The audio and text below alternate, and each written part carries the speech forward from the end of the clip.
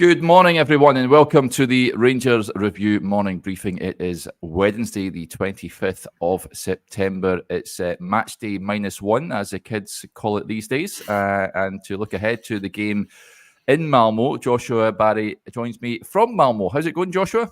It's good. Tell you what, Derek, anyone who's coming out here needs to bring an anorak because it's making the weather I left behind back in Glasgow feel exotic. But apart from that, all good. Looking forward to today. Yeah, I better pack my raincoat for tomorrow. Oh, yeah, what's the temperature like over there? Is it warm? Is it cold? What's it like? It's very like home, I would say. Very like home. But apart from very like home, it's kind of been thundery showers today and yesterday. Pack your jacket. I didn't bring it. I made the big mistake of not bringing the right jacket, which I'll continue to pay for over the next couple of days, obviously. What's Malmo like? You went out a wee bit last night. Did you? As the stadium's quite a wee bit away from the centre, isn't it? Yeah, stadium's quite. I think it's probably about a half hour, 40-minute walk from the kind of the main train station. It's nice, pretty small. It doesn't feel that big. Going up to the stadium today, obviously both press conferences. Rangers slightly later. I think they are 5:30 UK time, might be 6:30. Can't exactly remember. In Malmo earlier in the day as well. So we'll have all the coverage from that and a little bit of a look around the stadium before each press conference as well. Yeah, you're right. 6:30 local time. So yeah, around about 5:30. It's flights permitting. I've been to press conferences before when Rangers have been abroad, and it's dependent on flights hitting the tarmac on time and what have you. So let's hope that the team are bang on in time, and then we'll hear from the manager and whatever player is put up for the press a little bit later on. You will have seen on the website this morning, Vaclav Cerny has been speaking. Of course, a loan signing from Wolfsburg. I'd imagine he will start on Thursday, and said some interesting things about his move to Rangers. I'll read you some of the quotes and we can discuss that and how we feel he's been getting on over on what has been a problematic position for Rangers for years. He says, I've been through a lot during my career. 2 big injuries, so that forms how you are, your experiences from the previous clubs, but also you personally. I'm just enjoying myself being on the pitch. I just want to give this club back what they've given me until now. For me, it's a clear thing I want to pay back. As a football player, you play for a club, you play for your teammates, for your coaches, but when you're injured for so long, all of a sudden, you're basically on your own. That's what is a struggle, actually. You have to find the mentality deep down to come through it, because we all have examples of players who don't come out of those injuries. So those are the things that tested me, and you quickly realise what it means to play on these stages. It makes you enjoy it even more. And he said, literally, that's why I'm the kind of player that I am now. I want to score every game. I want to be important every game, even though it's not impossible sometimes. It's not possible sometimes.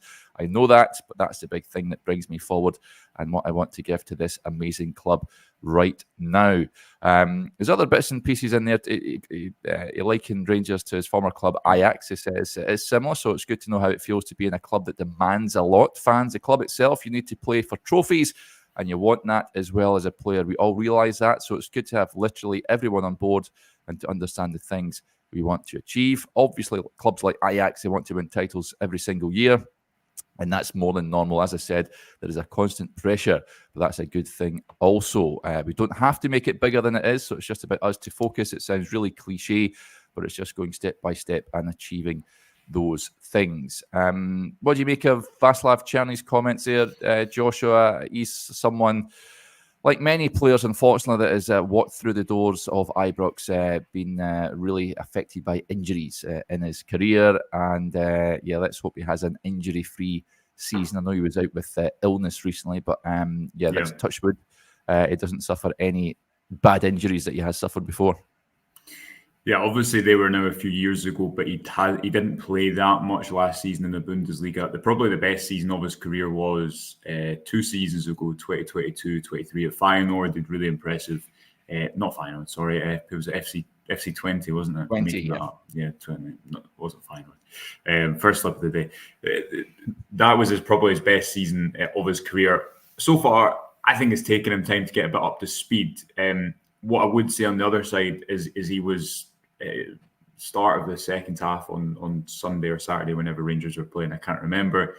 James Tavernier was an inch away from converting what would have been a really good assist from Cerny. And I thought, while at times he overran the ball, at times his final ball wasn't brilliant against Dundee, there was other examples of a bit of a partnership starting to form on that right hand side. He started well against Motherwell, didn't he? Those first kind of 60 minutes. And then when he played from the bench against Dynamo Kyiv, it was a big deal the following midweek, and he came on obviously at half-time, but by that point Rangers only had 10 minutes in the game before they went down to 10 men. And since then, I think it's taken him a little bit of time to get up to speed. He's probably not had as a good 60-minute performance as that opening 60 minutes against Motherwell. What you would say is that it's probably pretty normal when a player has been to the Euros, as Cerny was at the Euros, when they've then had 4 weeks and not joined Rangers until late July.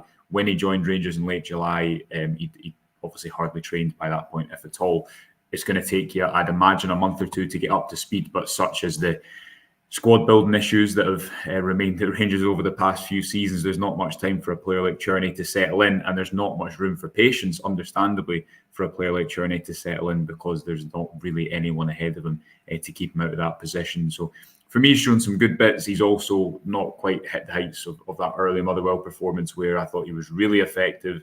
But it is probably, I don't know what you think, it is probably pretty natural when someone has had a delayed summer, when they've not played that much last season.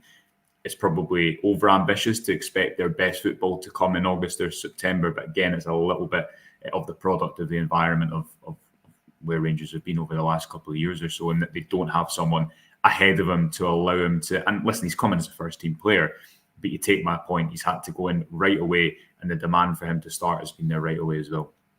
Yep, I've seen him come in for a slight criticism, you could say, about his physicality and whether he's robust enough to play in the Scottish League. Christopher with the point says perhaps a little lightweight, but that was, he said, he means labelled against Messi, he says there.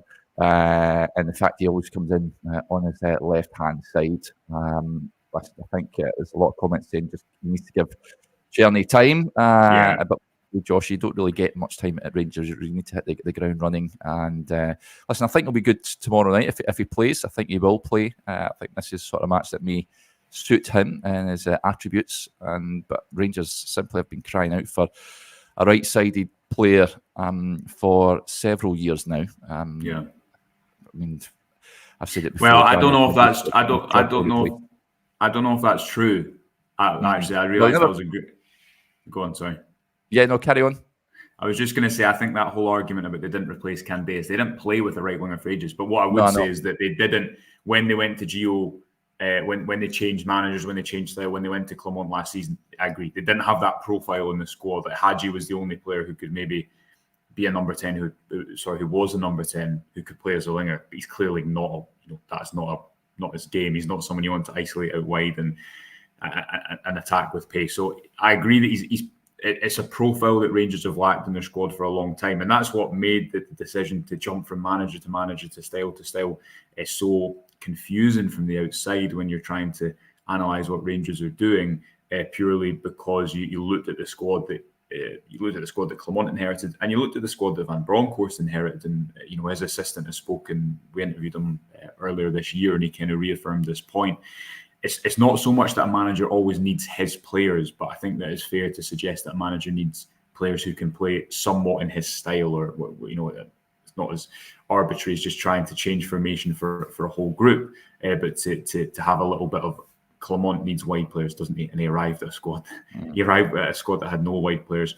And still, you can see that when an injury happens there, when someone like Matondo's out or Cortez is out at the start of the season, Rangers are still light in those positions. Cortez can play on the right-hand side, and he has played on the right-hand side quite a lot, for especially his under-23, the under-23 Colombian side. I think that requires a high and wide right back, which Tavernier was a couple of years ago. That is not what Clermont is trying to do with him at the moment. So I'd expect that it is Cerny's position for the season. Equally, you can say the two things at the same time. He needs more time and he needs more games probably to show his best form. But people also will demand that he starts to make those kind of game-changing performances that we saw in his first start against Motherwell a couple of months ago. That those start to come up more often because Rangers need those players in the final third at the moment. Get your questions in, folk. Me and Joshua will answer as many as we can. There's lots coming in, so we'll get to some of them. Thomas takes credence at my Daniel Candace mention. He says, Candace nonsense, guy was crap. I don't think he was crap, Thomas, but I'm not saying he was Andre Kanchelskis reincarnated, which is, for me, Rangers' last proper player on the right-hand side. I would love a player of that ilk at the club right now. But that would cost a hell of a lot of money. This is a point we sort of touched on when we came on in the afternoon briefing yesterday. We won't go into it too much because we spoke a fair bit yesterday on it. But RFC72 says, right now I'd prefer Hadji to Cerny on the right, apart from Cerny's goal. I've not been too impressed. Sort of strengthened given the fact that he's running riot for the B team, especially yesterday against the game against Huddersfield. Scored a free kick, scored another goal, set up the other goal for Finlay Curtis. But with no Clement's stance on that, and the club stance, Hadji not considered for selection, which is a crying shame for me and the situation that is unfolded at the club. So, I would have preferred Hadji as well, Buddy, as well, but unfortunately it's not. Over Cerny, just period. Probably right now, yeah.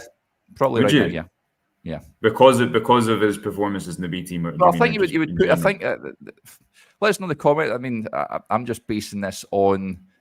Baiting me. Yeah, based on. Cerny's been playing international football as well, so it's a toss-up between the two, perhaps. But he certainly would be in contention for a starting place tonight if he was available to the manager, I think. So, but let us know. It's all about opinions, as we all know in this game. But he won't be in our predicted lineups. That's for sure when we predict them a little bit later on. But just on Cerny, Electro Ross with the point: you can't loan a player for one season and give him 2 months to settle. We agreed he had to hit the ground running. Yeah, absolutely. Let's move on to another point. This one's caught my eye, Joshua. Wick Warrior. And Dujon Sterling never had the best of games at the weekend. I think we're all in agreement with that.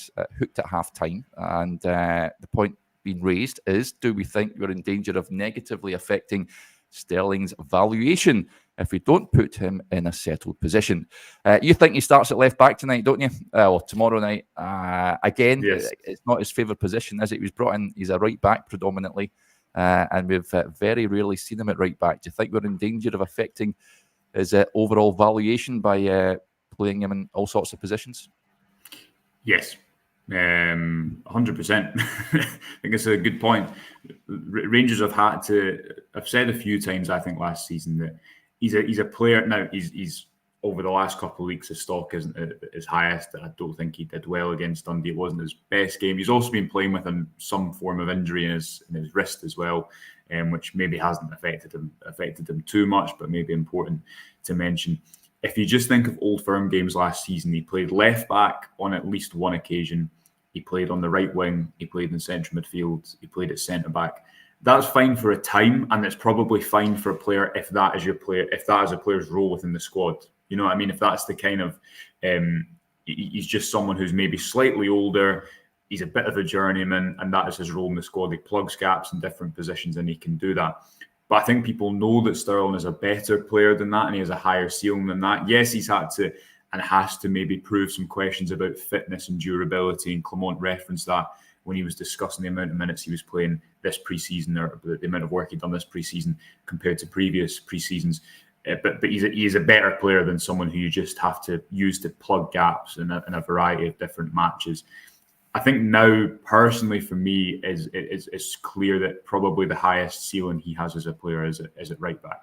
He can play in central midfield in certain games. If you look at the role that he's actually fulfilling at the moment in that kind of right central midfield position, and you watch the runs he makes, he is playing as a central midfielder, but he's quite often running beyond. He's part of that wide triangle with Tavernier and Cerny. I think that probably lacks a real kind of dictator at the base of that triangle, because neither of those three players are probably at their most comfortable slotting in next to Conor Barron in a kind of pivot position at the base of midfield. But I do think there is a risk with Sterling that he has to just continually, again, because of how Rangers' squad is made up this season, it is light in certain areas, isn't it? So you could foresee a situation where he has to play centre half a bit, or where he has to be Rangers number 6 for a bit, even if I don't think that's his best position. He can do it, and he can do it better in certain type of games compared to others. But to the comment, I think it's something that Rangers need to be wary of at the moment, especially in relation to the right back discussion, and that's obviously a live one and one will, I think, continue to have throughout the course of the season, because you've got the situation there. It's not as if Tavernier is someone who can then go and play in a different position. We've seen him adopt this narrower role under Clement, and aspects of that suit him. I think aspects of it don't as well. So it's going to be interesting to see what happens over the course of the season. I just think that to the initial comments point, is it a coincidence that sometimes when you've watched Sterling over the last couple of weeks, he hasn't been at his best? I don't think so, because he spent so much of the last season performing really well, and people shouldn't forget that. And he is a technical player. He's someone who's played at a really high level all throughout his youth career and played in a lot of different positions. But obviously, predominantly that position was as a right back, as a right wing back. And it's going to be interesting to see what Clement does to try and get the best out of him throughout the campaign. I don't know what you think on that. I get input. I mean, Thomas says that he's played left back at Stoke. Yeah, he has played different positions. Yeah. He's very, very versatile, of course. But I mean, you'd have thought, I'm sure himself, that he'd had more matches at right back than what he has had at this moment in time. Tavernier, of course, the manager, does not look like dropping him anytime soon, despite saying he wouldn't play every single game in the summer.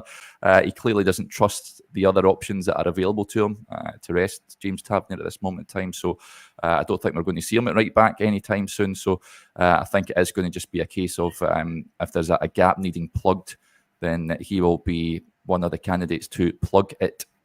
So that is that. I think in an ideal situation, Derek, you'd have, how many games will Rangers play this season? Over 50?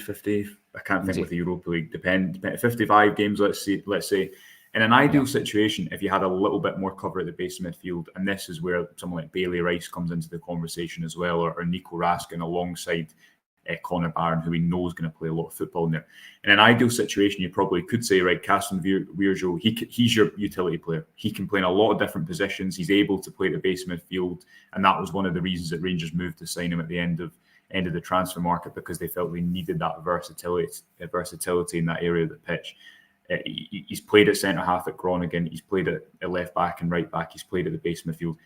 In my mind, he should be the one who Rangers don't have as much of a responsibility to develop him, because he's not their player. He's to the earlier comment about a lone player having to make an immediate impact. In regards to this conversation, a lone player maybe being the one who has to jump around, play left back now and again.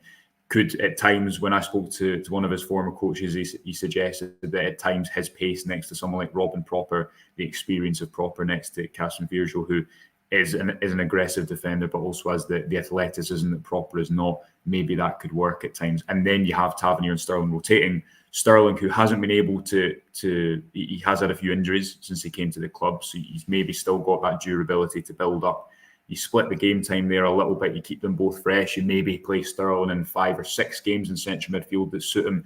For me, that would be an okay alternative, because Tavernier, we know, has not got the legs he did a couple of years ago, and Tavernier, we know, is not strong defensively at the moment. It's never been the strongest part of his game, but I don't think he's as strong there as he was maybe a couple of years ago in certain situations. That would be the ideal situation, I think, from the one that Rangers have just now. But the question is, do they have enough cover in different areas to just prioritise Sterling in that position on the pitch? Because you've also got to remember the backup right winger, aside from, I know Kieran Dowell played there against Dundee United predominantly because of his left foot.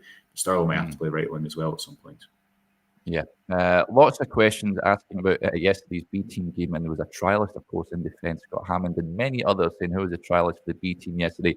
I've seen some wild names being bandied about. Believe it's a teenage Croatian defender. No names as such. So I've seen Joe Matip being mentioned, Brandon Williams, of course, who was linked to the club in the summer, but is thought to be a teenage Croatian. But don't have any names on that. Usually find trialists very secretive stuff at times, especially closed doors matches. But we are seeking to find a name, folks, and we'll try and find out for you. Let's get to some other interesting points that come in. First of all, Colin says, morning all, on the train to Manchester. It was always a good listen, still a long way to go before I'm convinced when you guys meet Rangers level. Big Phil has a short window remaining. October, November will decide. Well, he did say, I think, October, November time, the team will should start to be motoring by then. And let's hope that is the case. I mean, 2 wins from 2. You need to start somewhere after that. Bitterly disappointing afternoon at Parkhead, and let's hope tomorrow night, which will be a big test, I think Rangers can come away with a positive result in that one. I know, I mean, the league is a priority more than anything else, but you always want to see Rangers doing well in Europe, and I think a positive result tonight will go a long way in determining how they're going to get on in this revamped group stage. I think a good start would be most welcome.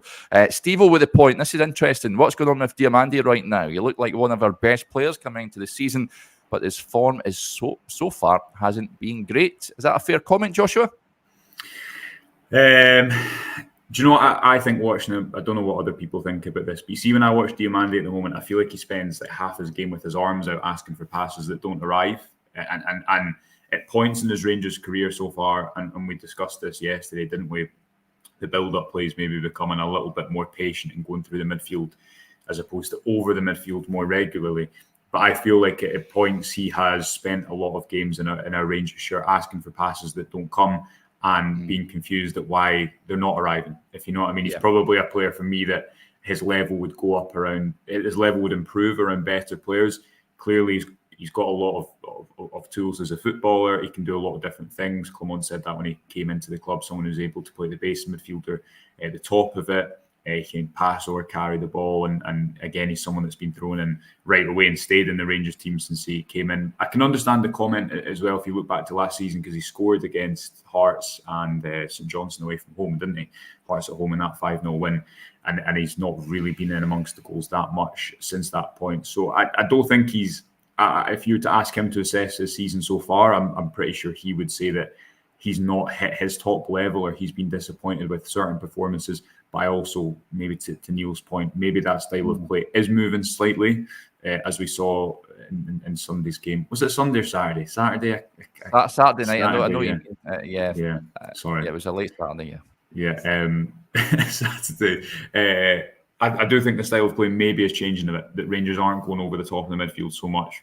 I still think it will take time for them to become a really good team in possession, and they probably need a couple more players who are really comfortable on the ball in the midfield to help that. Clement still wants to go forward quickly, still wants to move play vertically, and at times I think you see Diomande standing wondering why is that pass not arrived to me when he would think it's the best one. So probably a bit of both without wanting to sit on the fence too much. I agree with the initial comment that I don't think he's been in brilliant form this season, but equally at times I just wonder how much this style of play at the moment is suiting him, and whether he needs to just a little bit more of an adaptation period to what's required of him in a Rangers shirt, because I don't know if I'm the only one that notices it, but I do feel like he's always asking for passes and confused at why they're not arriving.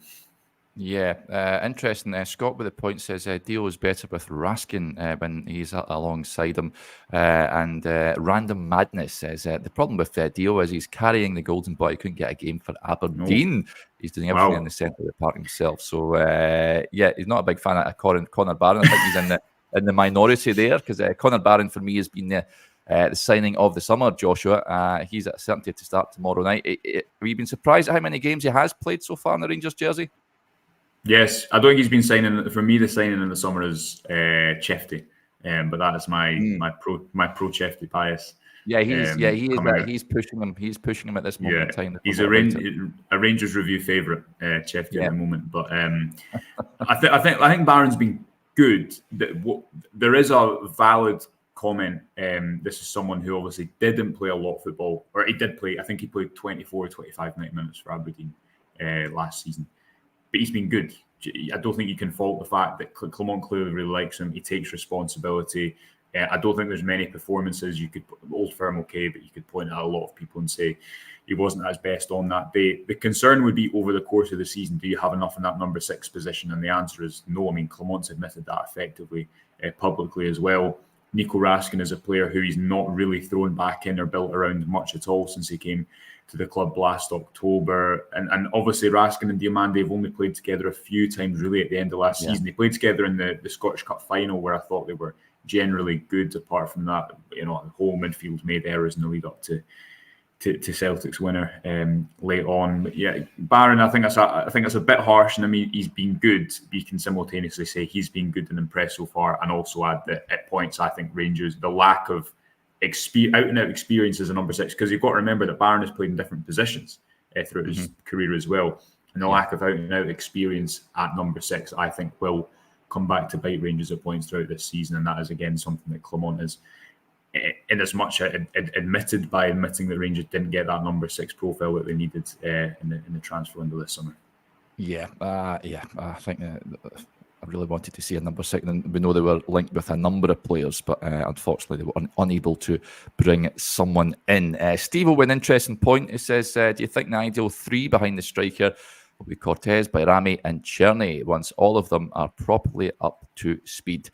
Yes, ideally. The issue is Tom Lawrence is certainly, I mean, the guy's playing really well. You've got to admit that. He's doing well under the manager at this moment in time.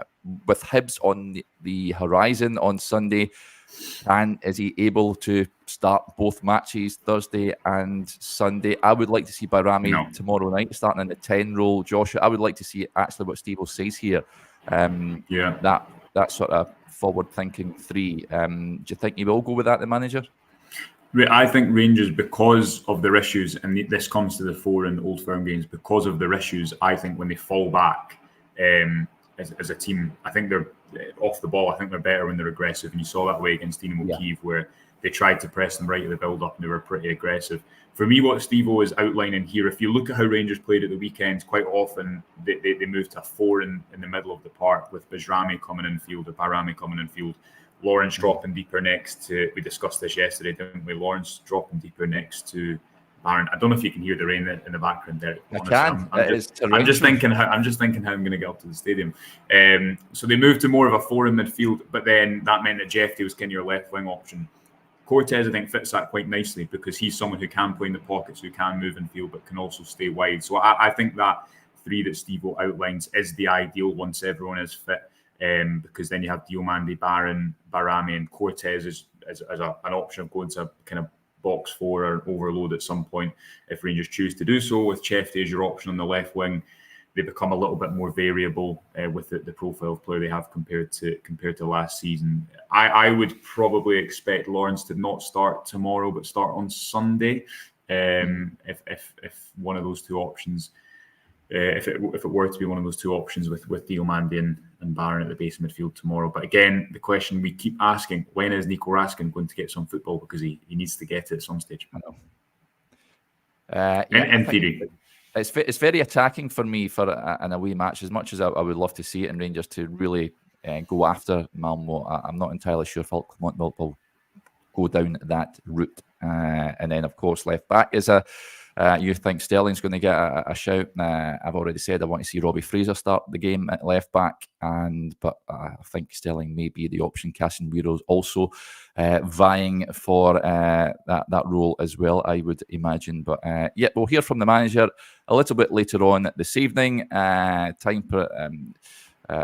times are met, then around about 6:30 local time, which will be 5:30 UK time. So we'll get an idea of who is available. Let's hope there's no niggles or anything like that. You're on with Johnny a little bit later on, Joshua.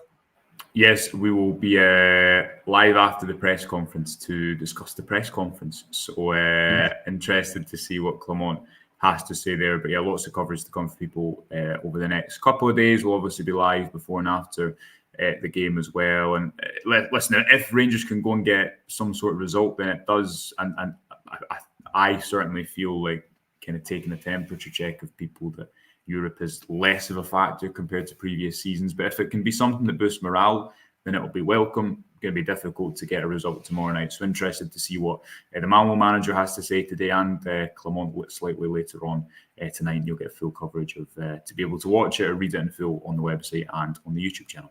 Yeah, it's one of those ones. I remember when Gerrard, when Rangers ironically played Malmo that year, and they get put out. Everyone was like, "Oh, can't be bothered with the Europa League again." And then Gio comes in, Dortmund happens, and then everyone's getting excited. So I think it will be. It can sort of motor along nicely, and then at turn of the year, if we're looking towards the knockout stage, and I think folk can get pretty excited once again. But yeah, totally get the mood music around it just now. But yeah, I'm sure the fans who are heading out there should be about a couple of thousand or so out there in Malmo for the game tomorrow. So yeah, very much looking forward to it. Right, Joshua, as I said, we'll be back with Johnny a little bit later, folks. I'll be on tomorrow morning. We hope you can join us for that. If I don't speak to you, enjoy your Wednesday. Bye for now.